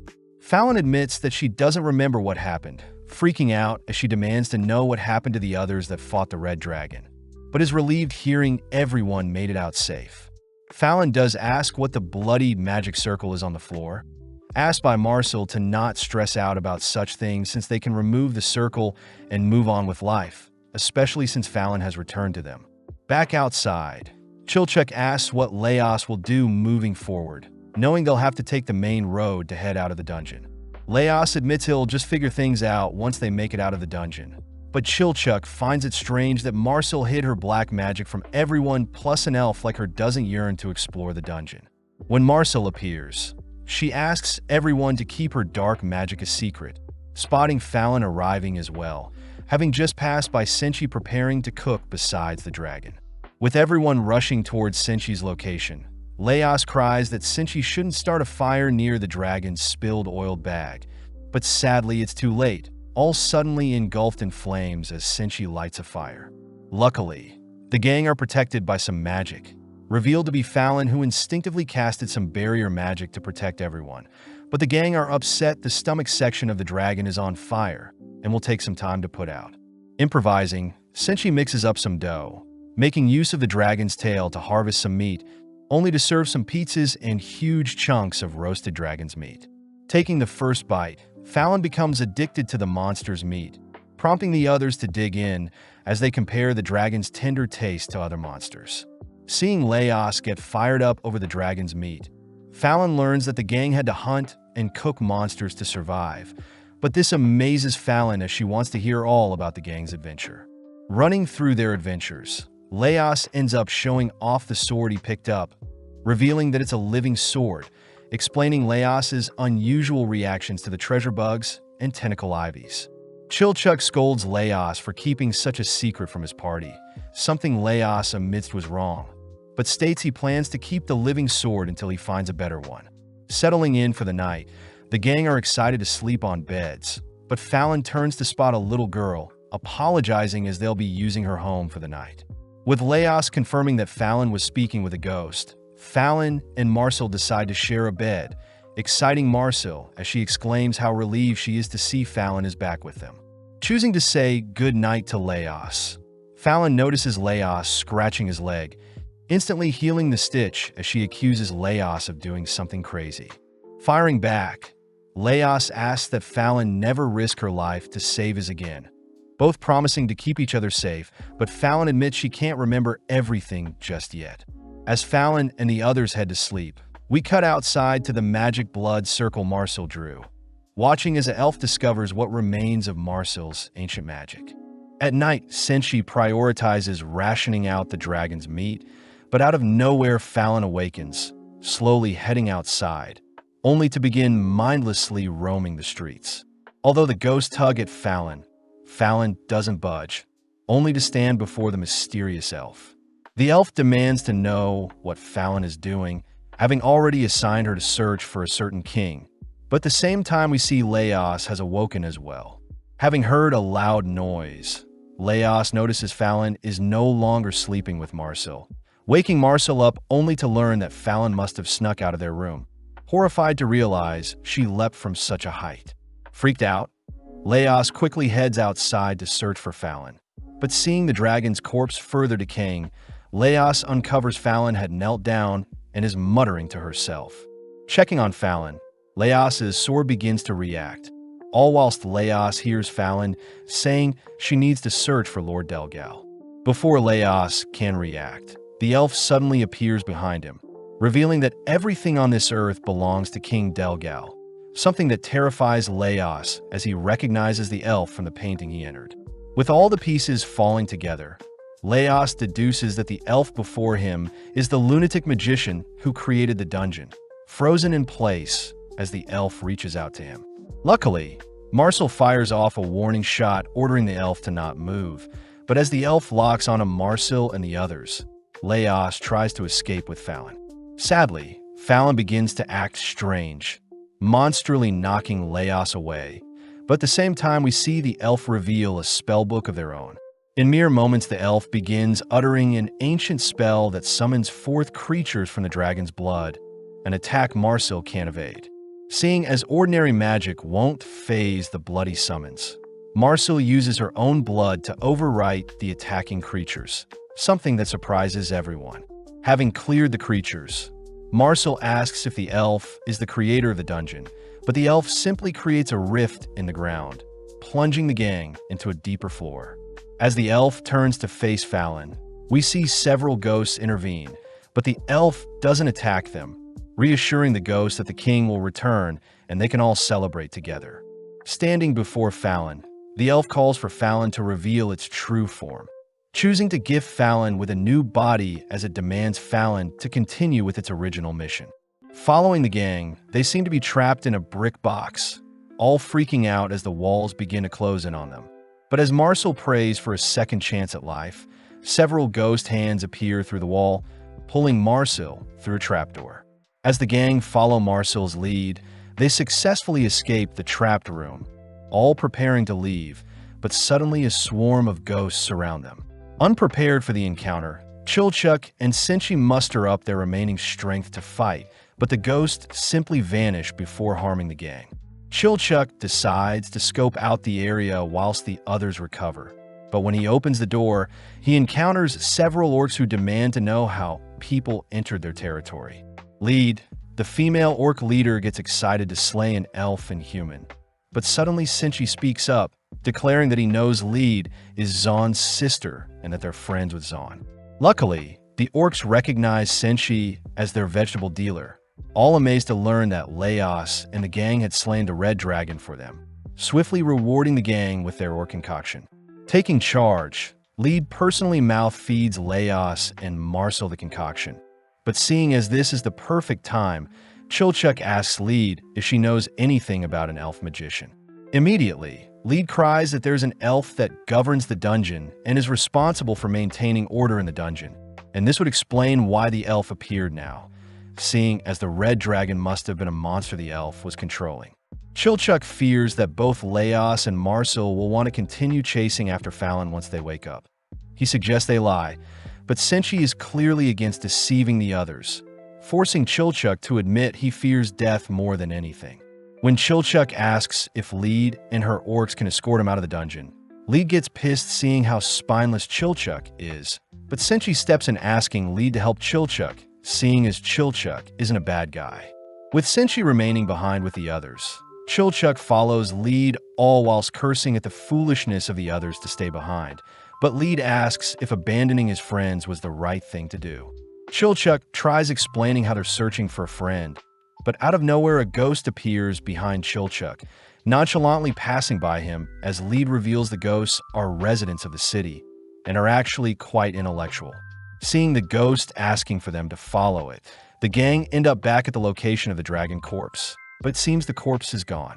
Chilchuck utters that the burn markings on the ground was because they set the dragon on fire, but luckily Fallon had protected them with a protection spell, even though she was surprised she managed to cast it. Lead grows more impressed hearing how heroic Laos was to have given up his leg to slay the dragon, but Chilchuck wonders if joining the gang was the right thing to do, only to finally make it back to their resting place.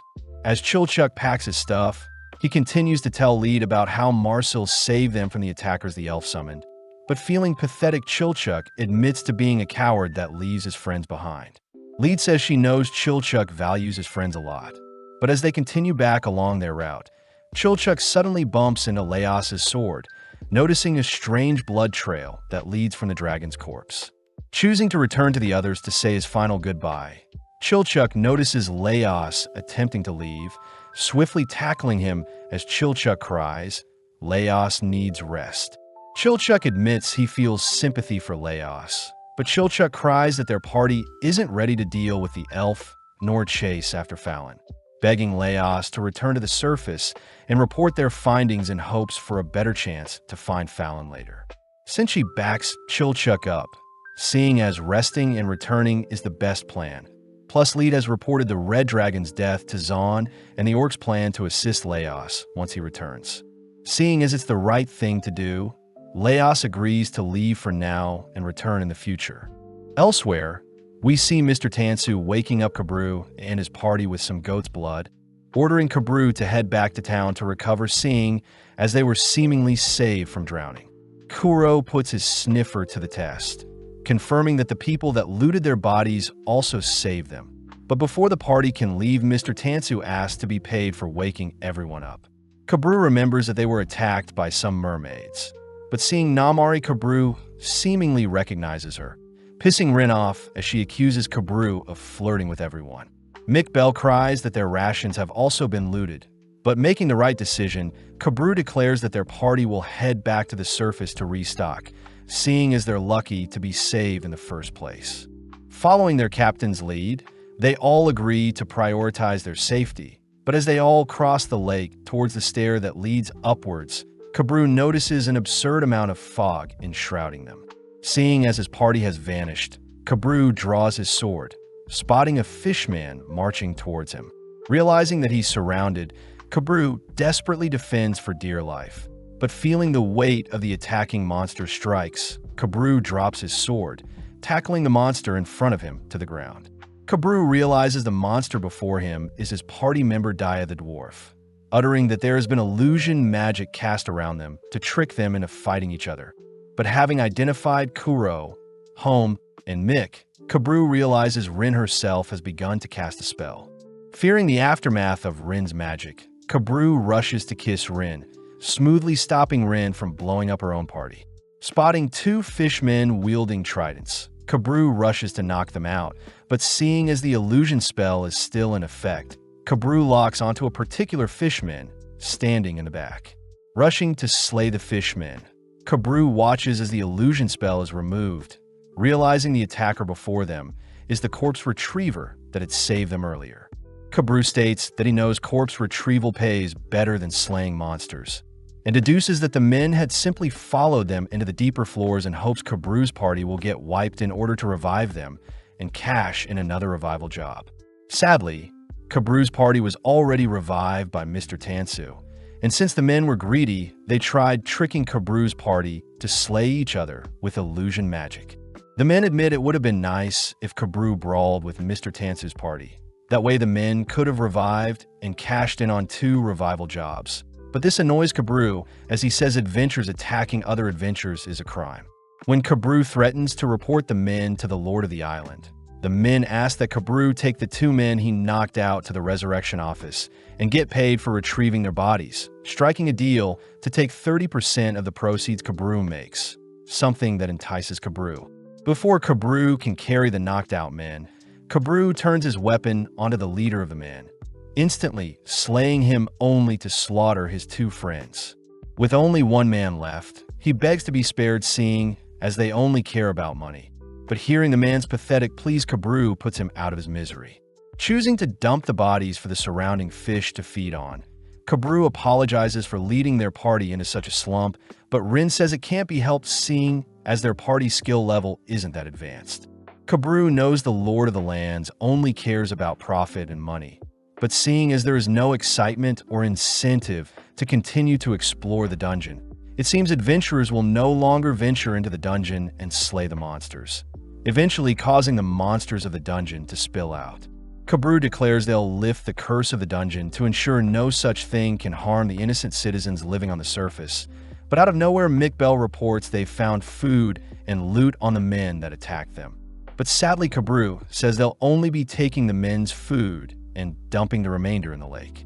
With Kabru's party agreeing to be kind souls, they all settle for a well-earned meal, all wondering how such scummy men made it past the screening process to claim rewards, or if the men are part of a more larger corrupt operation, regrettably agreeing that they won't be reporting the men to the Lord of the Land.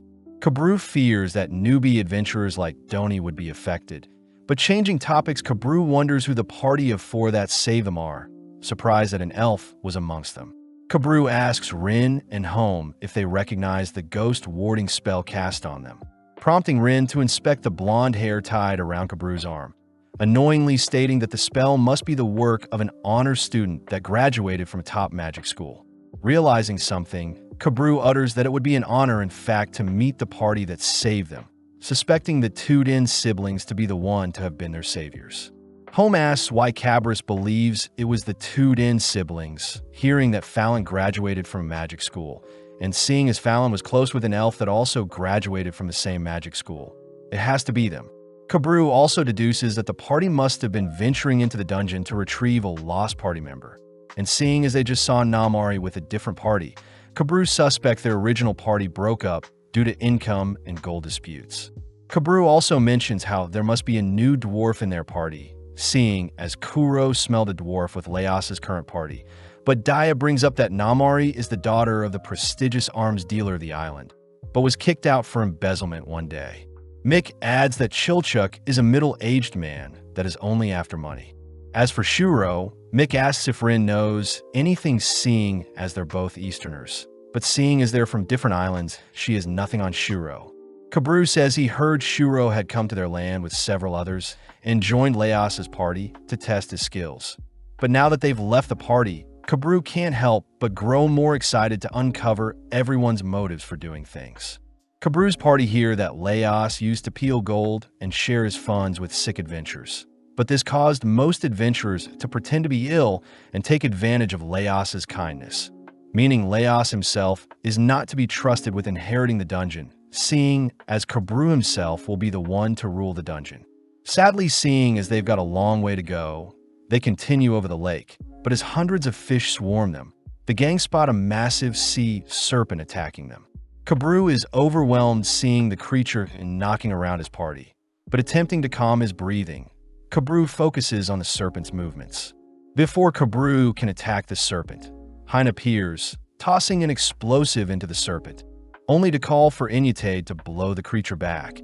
As the finishing touch, Shuro himself decapitates the creature with a single slash. But as Maizuru tries complimenting Shuro's amazing power, Shuro ignores the compliment, demanding his party follow him deeper into the dungeon, stressing his party as Shuro is quite malnourished, having been fixated on Fallon all this time. Having a stroke of luck, Kabru thanks Shuro's party for saving him, greeting Shuro only to reveal that he has information on Fallon, something that immediately catches Shuro's attention as they all agree to merge parties. Back with Leos's party, 2 days have passed, but they are apparently lost with no idea of how to leave their location. Chilchuck is annoyed seeing as the original layout of the floor is changing, something Marcel believes to be the work of the Mad Magician. And seeing as there are monsters roaming the area, the gang will have to be sneaky. With the Red Dragon gone, the city's monsters have begun to return, but worst of all, both Leos and Marcel both seem to be exhausted and hungry, something that makes Senshi guilty as he feels responsible for feeding the party. Luckily, Chilchuck manages to sniff out some flowers, rushing over to inspect the location only to uncover a graveyard with mysterious people seemingly embracing each other. Before Chilchuck is entranced, Senshi covers Chilchuck's eyes, leading the entities to lunge at Chilchuck, but Leos appears cutting open one of the attackers. Seeing a mist appear from the entities, Leos declares the creatures to be dryad flowers, entities that emit spores that cause hay fever. Since both Senshi and Leos have been blinded by their allergies, Chilchuck is forced to help guide Senshi to slay an attacking dryad, only to be sprayed with more pollen. With only one dryad left, Chilchuck is forced to rely on his senses now that he is blinded as well, barely able to slay the last dryad. Elsewhere, Marcel is seen depressed about her broken staff, horrified to see the boys return after slaying some dryads, creatures that are neither male nor female. Seeing as they're out of food, Leos discovers some dryad fruits they can devour, but Senshi wonders why the last dryad they slayed didn't release any pollen. Leos says the last dryad must have been female and must have been protecting its fruits before pollination. But as the gang plucks some buds that are meant to grow into dryads in the future, they manage to gather a decent harvest alongside some mandrakes. Getting to work, Senshi begins dicing and boiling a portion of the ingredients, creating a mash. Next, Senshi chooses to grill the dryad buds, topping them with cheese to create some pumpkin pottage and sauté buds. Marcel is still against consuming such grotesque vegetables, but delighted by the sweet taste, Marcel quietly accepts the meal, prompting Leos to savor the cheesy buds. The gang fear that the morphing dungeon will prevent them from ever leaving, but the gang reason they should start noting down any patterns the dungeon exhibits, exciting Marcel as she declares she'll have to teach Leos some healing and defensive magic if they want to survive the magician's wrath. Seeing as Fallon has already taught Leos the fundamentals from the gnome system, Marcel offers to build on Leos's magic knowledge, all while Senshi tries standing in for Chilchuck's deceased father, attempting to explain the birds and the bees to Chilchuck. Choosing to stay in an abandoned house, Marcel takes Leos's hand, asking him to place it on one of her wounds whilst ordering Leos to sync up his breathing with hers. Repeating Marcel's spell, Leos manages to heal a small scratch from Marcel's ear, and seeing as Senshi is in need of some healing, Senshi is Leos's next test subject. In the meantime, Marcel tries repairing her staff with sticks from the dryads, But seeing Senshi behaving shy before Leos can heal him, Marcel reminds the boy's skin-on-skin contact is normal. Chilchuk says he prefers if Leos developed his social skills as a leader, calling out Marcel's use of black magic. But Marcel wonders if Chilchuk's hatred towards magic may be because his kind were kidnapped by elves who tampered with black magic in the past. Marcel chooses to explain the type of black magic she is studying, elaborating by asking how someone would scale a spell from a small incantation to a much larger one. Marcel says she mainly uses coordinate magic, similar magic that connects sections of the dungeon to other dimensions and allows monsters to be summoned in the first place. Marcel reveals that since Fallon couldn't revive herself, Marcel had rewrote a section of the dungeon to integrate Fallon into the dungeon in order to resummon her, but out of nowhere the dungeon begins to shake. Glancing outside, the gang notice bricks from a nearby castle moving strangely. But before the gang can investigate, Leos collapses, experiencing mana sickness as it is his first time using magic. The gang chooses to leave Leos to suffer and recover on the floor, inspecting the shifting dungeon structure. But as the gang leave from a moving platform, they suddenly encounter a cockatrice, a more dangerous version of the basilisk. As the gang flee into the nearest room, Senshi declares that the cockatrice's snake head allows the monster to pick up heat signatures and has a petrifying bite, plus the rooster head has heightened vision, making fleeing a difficult option for the gang. Remembering how Leos fought the basilisk, Marcel begrudgingly heads outside, fearing that her shouting and wailing won't intimidate the creature, but seeing as she is the tallest out of the trio, she steals her resolve.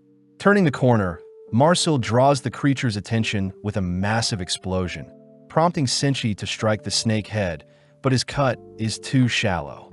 Realizing she messed up, Marcel is forced to tank a snake bite, barely managing to explode away the snake head, all while Senshi follows up by cleaving at the rooster head, successfully slaying the creature. Returning to Leos, the gang report Marcel's snake bite, horrifying Leos as he orders Marcel to huddle up and wait for the petrification to take action. But Marcel cries for a solution. Suddenly, Marcel's body turns to stone, annoying Leos as her body is in an awkward position to move. Apparently, petrification is a curse that you can naturally heal from, but there is also the option of searching for other adventures with a healer that could reverse such a curse. But Leos himself says he could try to heal Marcel, as Leos gets to work searching for a spell to reverse Marcel's curse. Chilchuk fears that Marcel will topple over and break, so Senshi uses her to help hold and store some of their food. With 4 days passing of trial and error, the gang try plastering Marcel with some herbs, all whilst Leos tries out another spell, but surprisingly Marcel is finally freed from her stone prison. Heading outside, Chilchuk reports he had managed to jot down some patterns the dungeon is exhibiting, first declaring that when a path closes another opens. Next is the number of buildings and items within them all stay the same after each dungeon shift. Houses can never transform into graveyards. Bricks from walls spiral clockwise regularly, and the nearby stone statues never move. Putting everything together, Chilchuk guides the gang towards the home they stayed in with Fallon. But Chilchuk remembers the pull of blood with something being dragged away from it, stressing that Leos and Marcel may want to continue searching if they think it may have been Fallon. The gang find it weird that the dragon's corpse had completely vanished, but when Leos heads to inspect a crack in the nearby wall, he suddenly falls back, spotting a zombie-like creature speaking to him. Marcel asks what Leos just saw, hearing that a monster told Leos that the magician's eye will be upon him. Right on cue, the sounds of the magician's summons can be heard nearby, forcing Marcel to stuff the gang into the nearby wall, managing to evade the creature's surveillance, only to emerge from the walls. Leos recognizes the gooey wall to house dungeon cleaners, small creatures that devour anything like rubble and excrete what they consume to patch up the dungeon.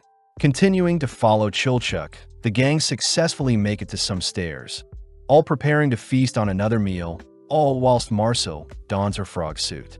Senshi starts by mincing the cockatrice meat, all while stir-frying it with some dried leaves, finally adding the mixture to some grains and topping the item with some egg sauce.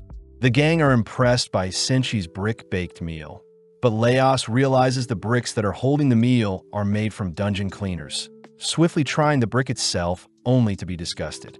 As the gang eats, we see Shuro's party suddenly appear, all tying up and preparing to slay Leos and his party. But luckily Shuro orders his party to stand down. Leos is glad to see Shuro again, starting off by introducing Shuro to Senshi. But before Leos can continue eating, he notices Shuro has quite a large group. Speechless, Kabru takes the chance to introduce himself to Leos. But as Leos and the others talk, Kabru continues to monitor Leos. Rin asks why Kabru didn't confront Leos about stealing from their party. But glaring at Rin, Kabru says Leos doesn't seem like a bad guy, plus Kabru is curious to learn from Leos along with any of his future plans. Leos tells Shuro about how they were trapped in their current floor, but thanks to Chilchuk's keen senses, they made it to their current location. But Chilchuk takes the chance to tease Shuro for the abundance of girls in his party. Shuro reassures everyone that the girls are his retainers, apologizing for leaving the party after Fallon helped him escape, but Shuro had to rally together a stronger team before he was comfortable with slaying the Red Dragon. Luckily, Marcel declares that their four-man team was able to slay the Red Dragon, piquing everyone's interest as Shuro himself asks about Fallon. But suddenly Shuro collapses to the ground exhausted. Maizuru begs Shuro to eat, revealing that Shuro hasn't slept or eaten in days. But Leos finally steps in, promising to tell Shuro everything if he eats and sleeps, convincing Shuro to finally ask for his first meal in a while. Immediately, Maizuru orders Inyatade to fetch some water whilst Hein and Benikadori cook some rice. As for Asabi, she is tasked with guarding Shuro. Seeing so many people gathered, Leos advises that they split up, prompting Maizuru to task Rin, Home, and Marcel with erecting a barrier to protect their current location. As for Leos and Kabru, they help take Shuro elsewhere to rest and eat. As the others help with starting a fire, Leos is seen explaining their encounter with the lunatic mage after slaying the Red Dragon after reviving Fallon only for her to be kidnapped. But Kabru asks to know how they escaped the magician. Leos chooses to conceal Marcel's black magic, instead explaining that they've been dining on the monsters they've slain, something Kabru finds hilarious. Shuro asks if Leos knows where Fallon could be, wondering if the orcs may be involved, but Leos reassures everyone that the orcs are working with them. When Leos utters that Fallon may have been taken to a deeper floor, he asks to speak alone with Shuro. But as Asabi guides Kabru elsewhere, we see Senshi and Maizuru discuss the importance of a well-balanced meal. Maizuru reveals that she would always cook for Shuro when he was younger, but one day Shuro had begged Maizuru to help him retrieve Fallon. A first for the young master, plus it was a northern girl that Shuro was obsessed with. Maizuru wonders how she can convince Shuro to move on from Fallon, but seeing as she must serve Shuro, Maizuru says she'll put her full efforts into ensuring Shuro is happy. Having created a standard Eastern meal, Senshi and Maizuru rush over to serve Shuro the meal, but upon entering the room, we see Shuro choking out Leos. Maizuru demands to know what happened, only for Asabi to utter that Leos had used black magic to revive Fallon, something Shuro cries is illegal. Shuro says Fallon will surely be captured and tortured, plus the elf from the west may also intervene, but Leos states it was the only way to bring Fallon back, something that makes Shuro draw his sword. As Shuro quivers at the crime Leos had committed, we pan out to see Fallon observing the gang's gathering, now housing a monstrous half-human body, all whilst promising she'll find Lord Delgado.